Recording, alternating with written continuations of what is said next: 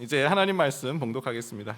다 같이 일어나셔서 오늘 로마서 9장 1절에서 5절 말씀 우리 한 목소리로 봉독하겠습니다. 함께 봉독합니다.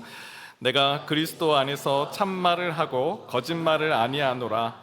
나에게 큰 근심이 있는 것과 마음에 그치지 않은 고통이 있는 것을 내 양심이 성령 안에서 나와 더불어 증언하노니 나의 형제 곧 내 자신이 저주를 받아 원하는 바로라. 그들은 이스라엘 사람이라. 그들에게는 양자됨과 영광과 언약들과 율법을 세우신 것과 예배와 약속들이 있고 조상들도 그들의 것이요 육신으로 하면 그리스도가 그들에게서 나셨으니 그는 만물 위에 계셔서 세세의 찬양을 받으실 하나님이시니라. 아멘. 자리에 앉으시겠습니다. 예수님을 믿는 일, 예수님을 우리 구주로 모시는 일은 정말 신나는 일이고 우리 인생의 가장 복된 일인 줄 믿습니다. 예수님을 믿을 때 우리의 삶에 변화가 있고 새로운 사람, 새 사람이 되기 때문에 그렇죠. 성경은 분명히 말씀해요. 예수님을 믿는 자는 새로운 피조물이다. 이전 것은 지나갔다. 고린도후서 5장 17절 말씀인데요. 우리 같이 한번 읽어보겠습니다. 시작. 그런즉 누구든지 그리스도 안에 있으면 새로운 피조물이라. 이전 것은 지나갔으니 보라 새 것이 되었도다. 얼마나 이 말씀이 위로가 되고 또 능력이 되는 줄 모릅니다. 우리의 과거가 우리를 계속 얽매이려고 해요.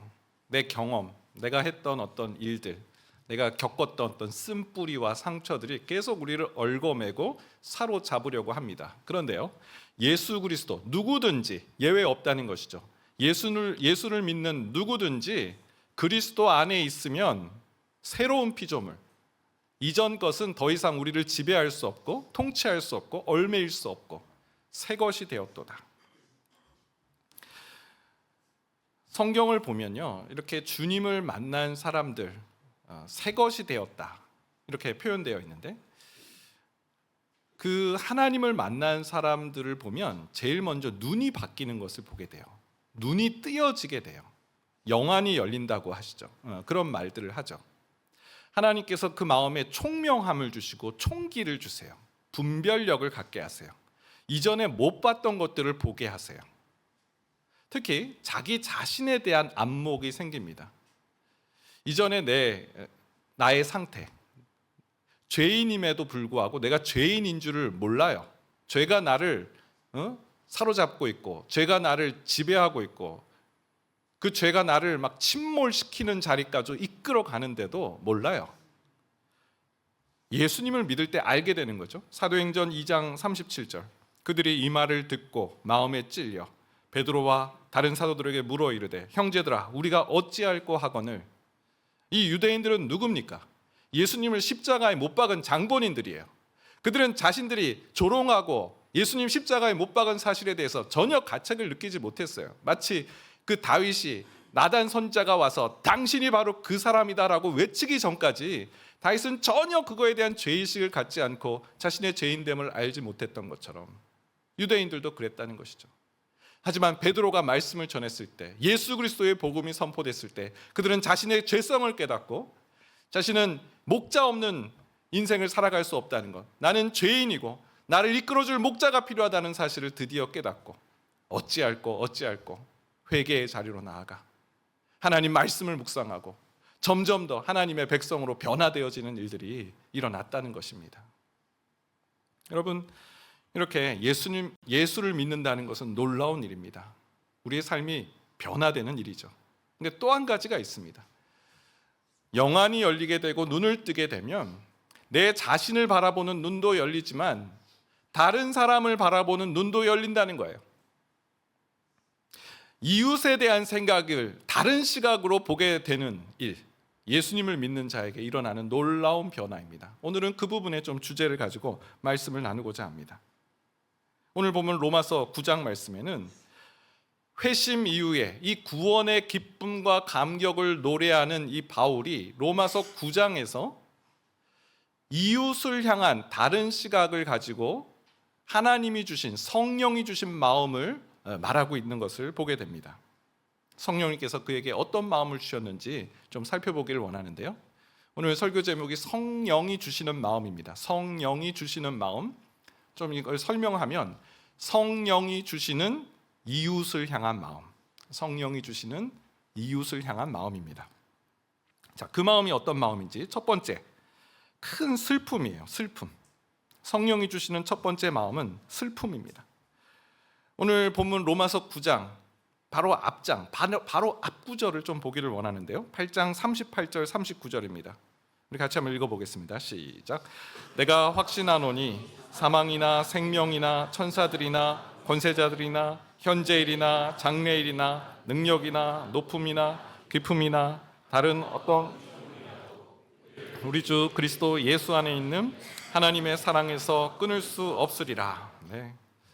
로마서 8장은 우리의 가슴을 뛰게 하는 구절입니다. 그 어떤 것도 하나님의 사랑에서 끊을 수 없다. 그 어떤 피조물도, 그 어떤 권세자도, 그 어떤 통치자도 하나님의 사랑에서 끊을 수 있는 그런 힘을 가진 자는 없다. 하나님의 사랑은 끊어지지 않는다. 무슨 뜻입니까? 바울은 구원의 확신을 갖고 있는 거예요. 그 어떤 일도 이 하나님이 이루신 이 구원을 막을 자 없다. 이 구원의 확신의 그 기쁨을 이 로마서 8장에서 말하고 있는 거예요. 그런데 바로 그 다음 장, 이 9장 1절에 놀랍게도 바울은 슬픔에 대해서 이야기를 하고 있어요. 로마서 9장 1절 2절인데요. 내가 그리스도 안에서 참말을 하고 거짓말을 아니하노라. 나에게 큰 근심이 있는 것과 마음에 그치지 않는 고통이 있는 것을 내 양심이 성령 안에서 나와 더불어 증언하노니. 얼마나 이 말이 사실이라는 것을 강조하고 있는지, 이건 참말이다, 거짓말이 아니다. 심지어 성령이, 내 마음 안에 거하시는 성령이 증언하시는 것이다. 하나님의 이름으로 지금 말하고 있는 거예요. 내 안에 큰 근심, 그치지 않는 고통이 있다는 사실을 이렇게 강조하고 있습니다. 도대체 이게 왜 이런 겁니까? 마치 바울은 롤러코스터를 탄 것 같아요. 막 끝까지 막 치고 올라가다 갑자기 한없이 뚝 떨어지는, 왜 이런 일을 지금 말하고 있는 것일까요?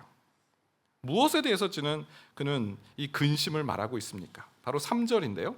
나의 형제 곧 골육의 친척을 위하여 내 자신이 저주를 받아 그리스도에게서 끊어질지라도 원하는 바로라. 나의 형제, 골육의 친척을 위하는 마음이에요. 여러분, 성령 충만한 자에게 주시는 두 가지 마음이 있다는 사실을 우리는 기억해야 됩니다.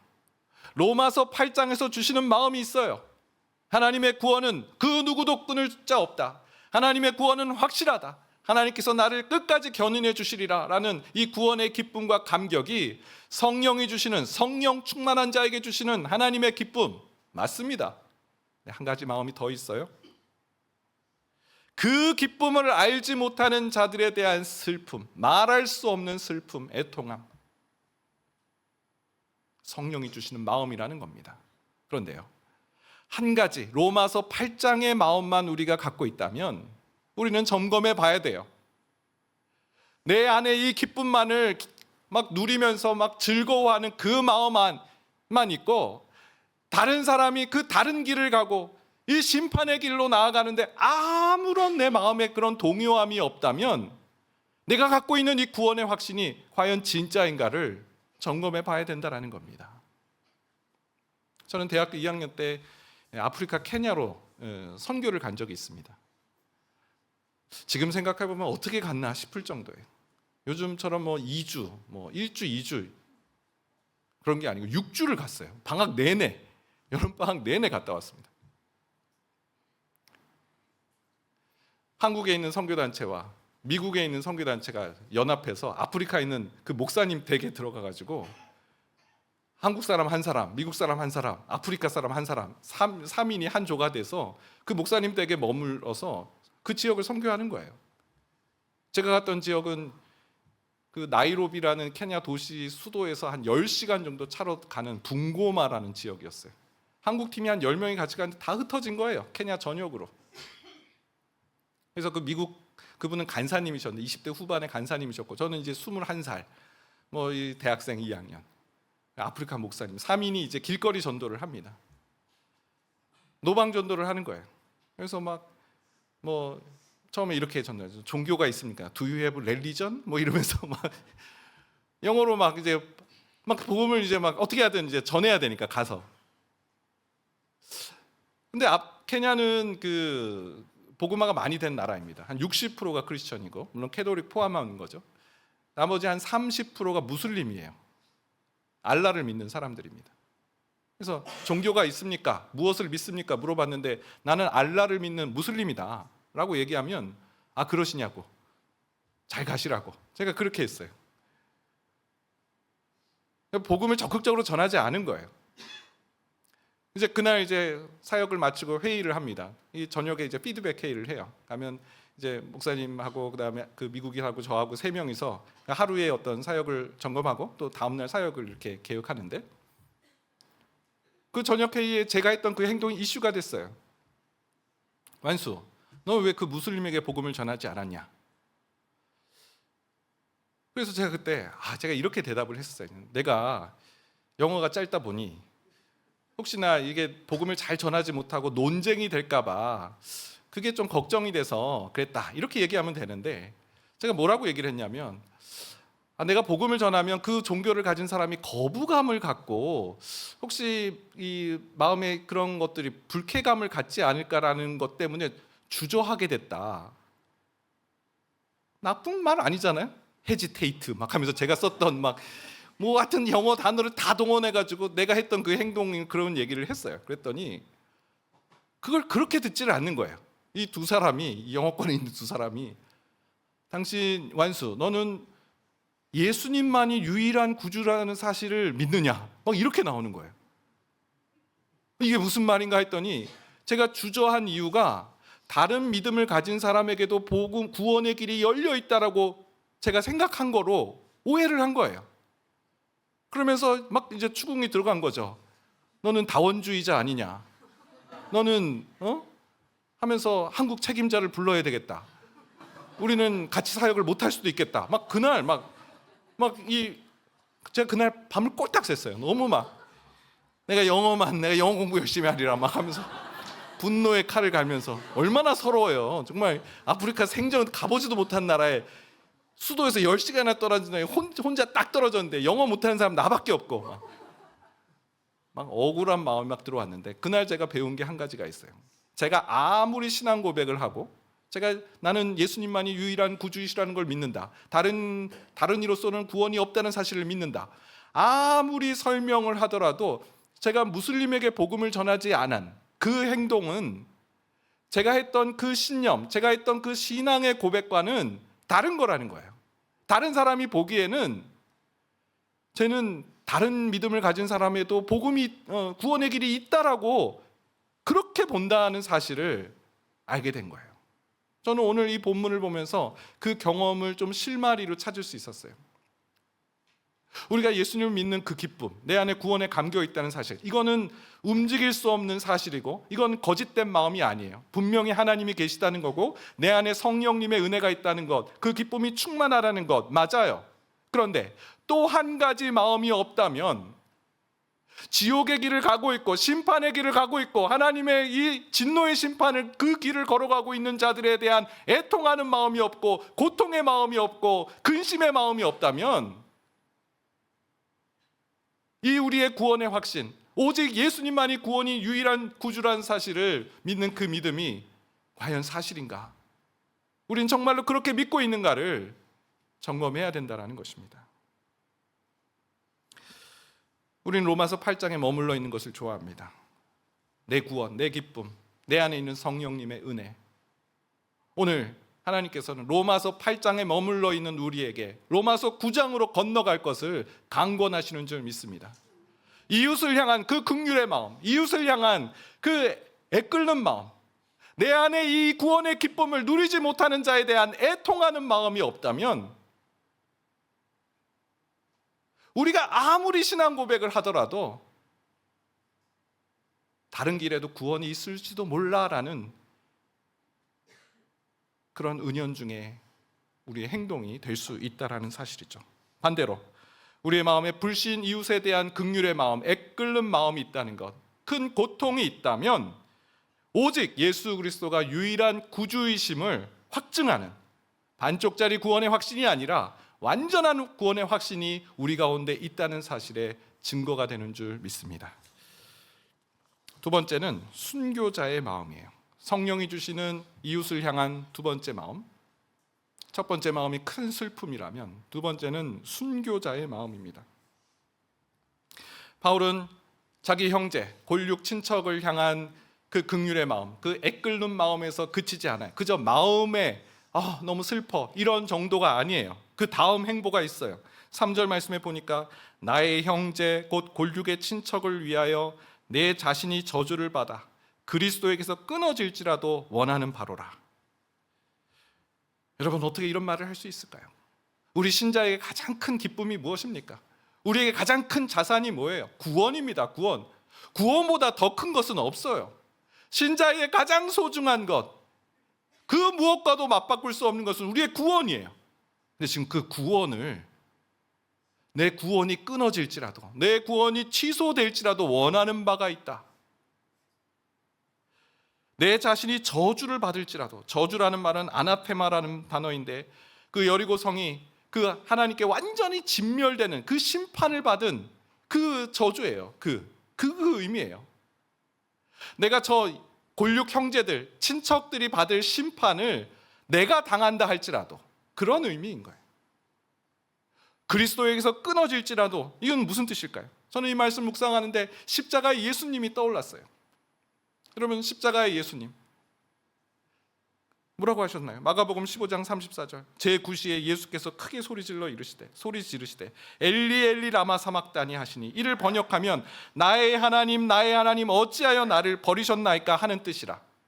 여러분, 예수님은 단 한 번도 아버지 하나님과 끊어진 적이 없으셨어요. 단 한 번도 하나님과의 영적인 교제의 기쁨을 놓치신 적이 없어요. 그런데 단 한 번 십자가에서 온 인류의 죄를 대속하시면서 그 형벌을 받는 그 순간은 하나님 아버지로부터 버림받은 그 고통을 느끼신 거예요.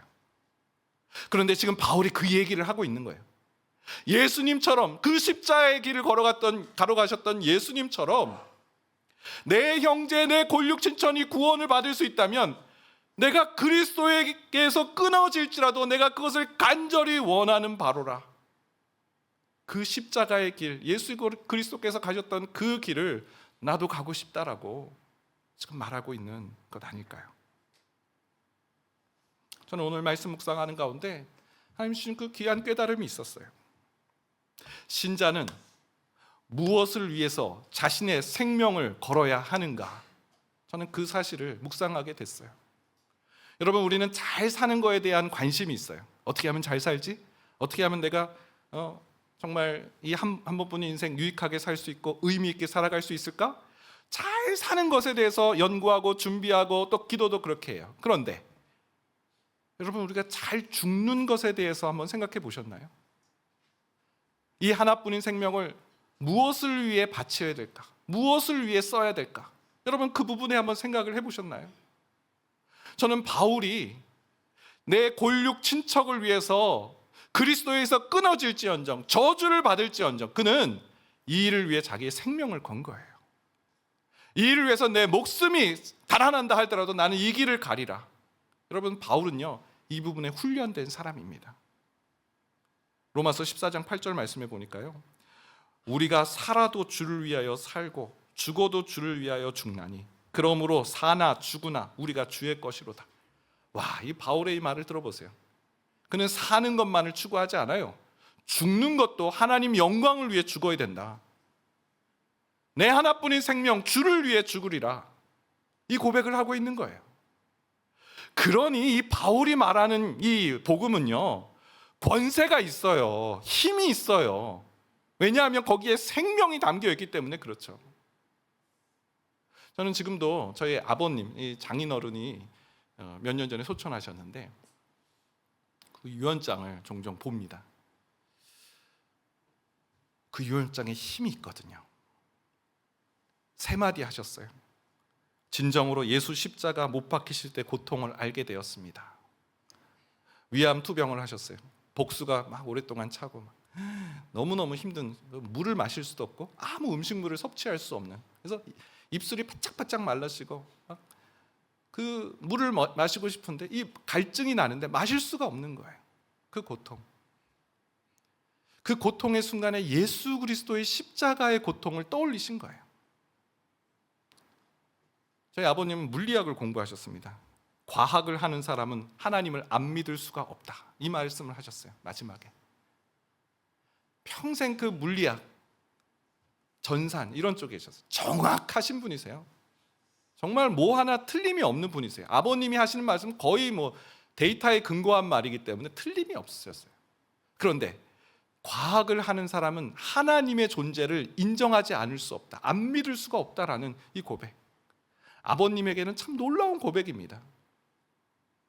마지막 세 번째는 천국에 대한 확신과 길이요 진리요 생명이신 주님을 확실히 믿는다, 이 말씀을 하시고 돌아가셨어요. 여러분, 유언은요 죽음을 앞두고 있잖아요. 여기에는 어떤 의도도 어떤 계산도 없어요. 여기에는 순수함만이 있어요. 진실됨만이 있는 거죠. 여러분, 거짓을 유언으로 남기는 사람이 있을까요? 무엇을 위해서요?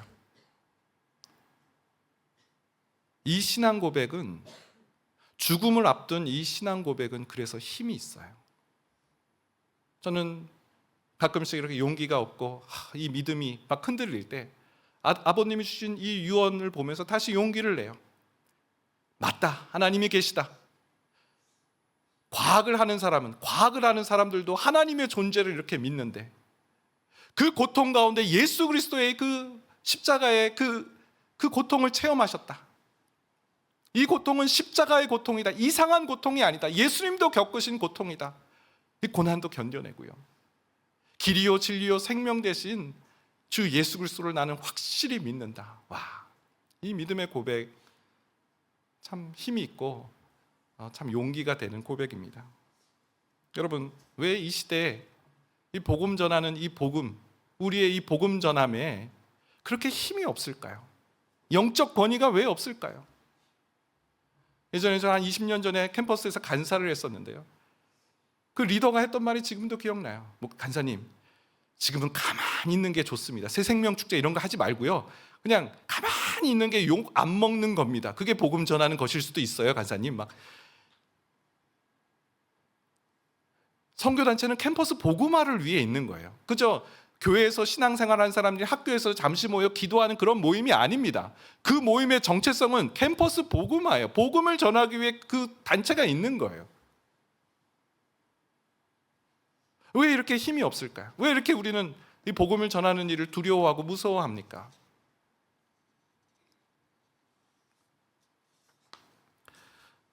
사람들은 우리가 복음을 전할 때 의도가 뭔지를 의심해요. 그렇죠? 저 사람이 왜 나에게 이런 말을 하지? 무슨 꿍꿍이가 있는 거야? 여러 번 말씀드린 것 같은데 저희 이모님이 저를 그렇게 자꾸만 생각하세요. 자꾸 이렇게 제가 이모, 예수님 믿어야 돼, 교회 나와야 돼, 그러면 얘가 왜 이런 말을 나한테 할까?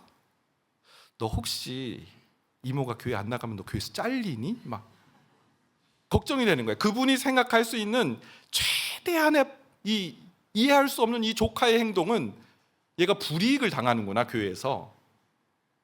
이거예요. 왜냐하면 우린 다 이해관계로 움직이니까. 그런데 이해관계로 움직이지 않고 내 생명을 준다. 거기 생명을 준다는 건, 목숨을 준다는 것은 어떤 의도도 없는 것이죠. 당신을 위해서입니다. 여러분, 그 메시지, 그 마음이 전달될 때 우리의 전하는 이 메시지에는 힘이 있고 권세가 있는 줄 믿습니다. 사도 요한도 이렇게 말했어요. 요한일서 3장 16절. 그가 우리를 위하여 목숨을 버리셨으니 우리가 이로써 사랑을 알고 우리도 형제들을 위하여 목숨을 버리는 것이 마땅하니라. 우리가 형제를 위해 목숨을 버리는 것은 마땅한 일이다. 왜요? 예수 그리스도가 우리를 위해 죽으셨다면 우리도 형제를 위해서 죽는 것도 마땅하다. 지금 바울이 그 길을 걸어가겠다고 하는 거잖아요. 예수님도 칭찬하셨어요. 요한복음 15장 12절 13절. 내 계명은 곧 내가 너희를 사랑한 것 같이 너희도 서로 사랑하라 하는 이것이니라. 사람이 친구를 위하여 자기 목숨을 버리면 이보다 더 큰 사랑이 없나니. 친구를 위해 자기 목숨을 버리는 것보다 더 큰 사랑이 없다. 여러분, 우리는 죽을 준비를 해야 돼요. 우리는 그리스도 안에서 죽는 것, 하나님의 영광을 위해 죽는 그 죽음을 우리는 이 땅에서 준비해야 돼요. 저는 오늘 말씀 묵상하면서 제 묘미병을 한번 생각을 해봤어요. 여기 친구를 위하여 자기 목숨을 버린 사람이 잠들다. 괜찮지 않습니까? 여기 친구를 위해 자기 목숨을 버린 사람이 잠들다. 이거는 자막에 올린 적이 없는데 누가 쓰셨네요, 저렇게. 그렇군요. 네, 친구를 위하여 자기 목숨을 버린 사람의 메시지는 힘이 있어요. 권세가 있습니다. 바울 서신이 그렇게 능력 있고 그렇게 우리에게 참 기쁨으로 와닿는 이유는 그가 전한 복음에는 순수성, 생명이 걸려있기 때문인 줄 믿습니다.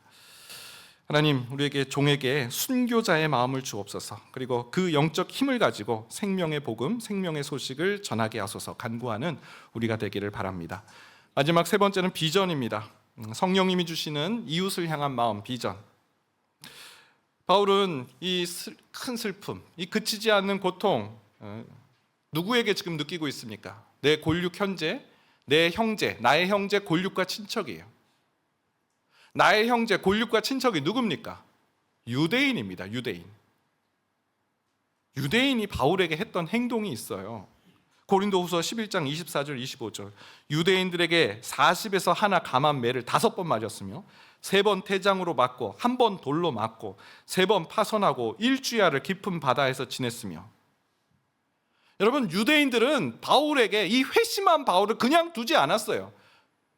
복음 전하는 곳마다 쫓아다니면서 방해했고요, 돌로 던졌고요, 감옥에 가두었고요, 심지어 암살하려고 했던 사람이 40명이나 넘게 있었어요.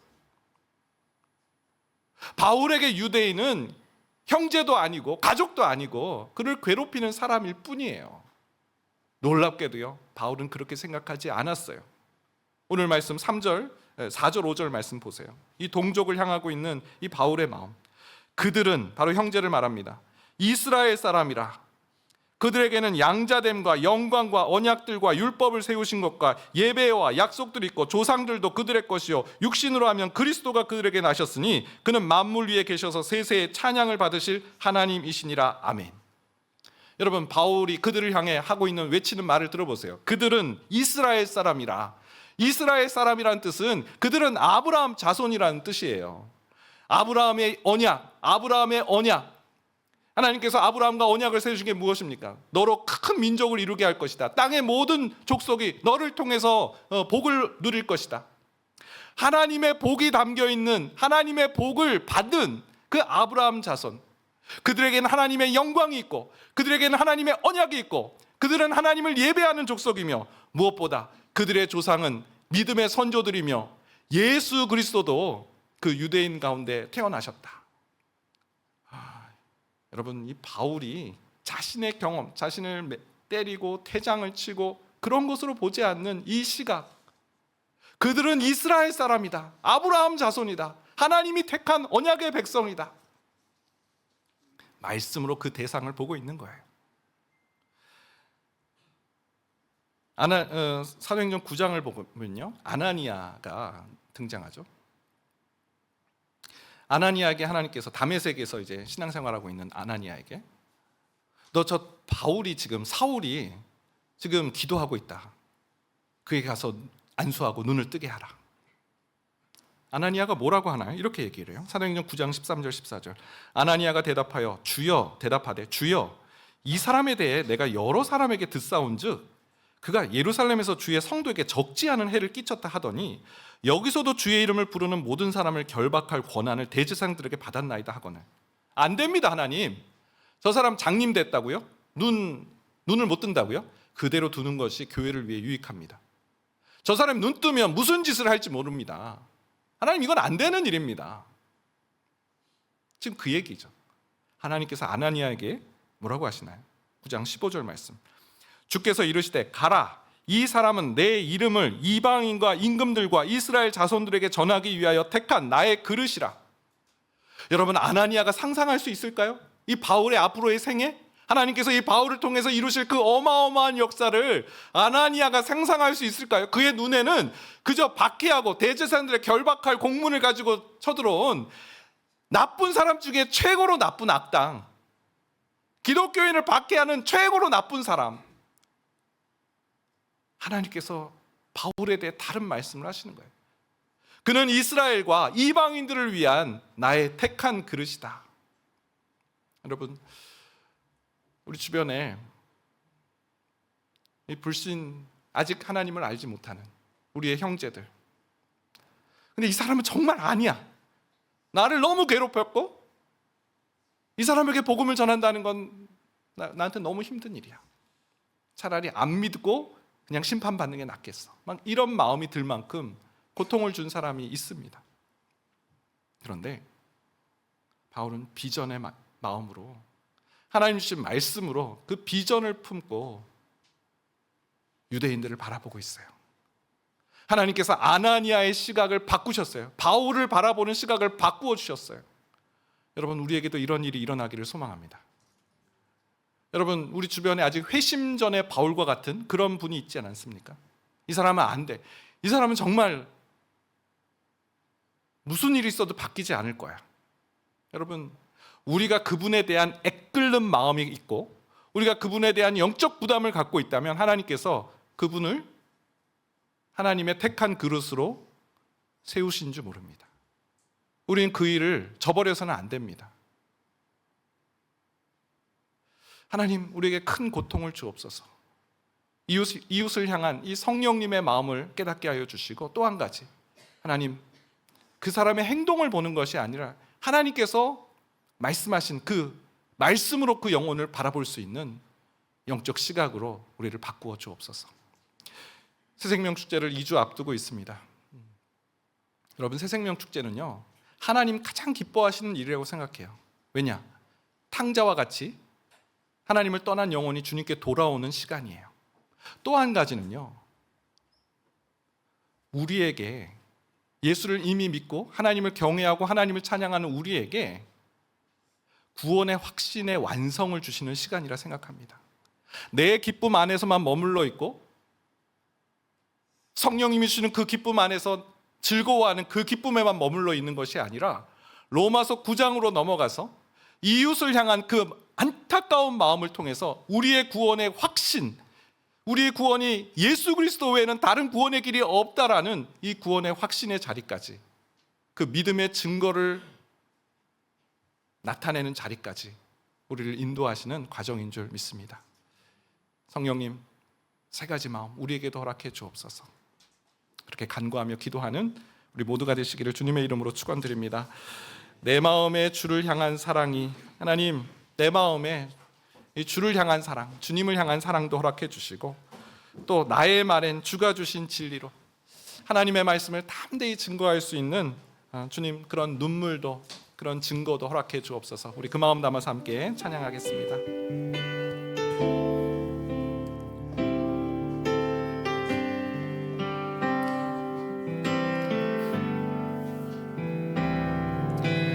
내 마음에 주를 향한 사랑이, 나의 말엔 주가 주신 진리로, 나의 눈에 주의 눈물 채워주소서.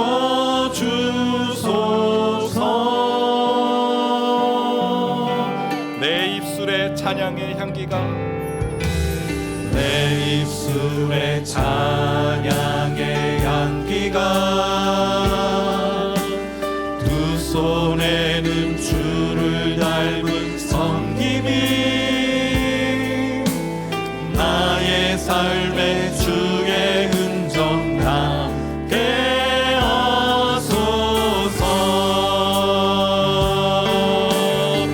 하나님의 사랑이, 하나님의 사랑이 영원히 함께하리. 십자가의 길을 걷는 자에게, 순교자의 삶을 사는 이에게,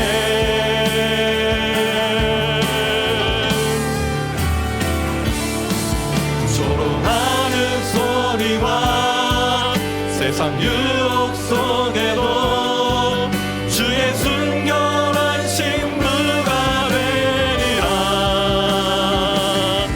내 생명 주님께 드리리. 하나님의 사랑이 영원히 함께하리. 하나님의 사랑이 영원히 함께하리. 십자가의 길을 걷는 자에게, 순교자의 삶을 사는 이에게, 조롱하는 소리와 세상 유혹 속에도 주의 순결한 신부가 되리라. 내 생명 주님께. 한 번 더 찬양합니다. 하나님의 사랑이 영원히 함께하리. 하나님의 사랑이 영원히 함께하리. 십자가의 길을 걷는 자에게, 순교자의 삶을 사는 이에게,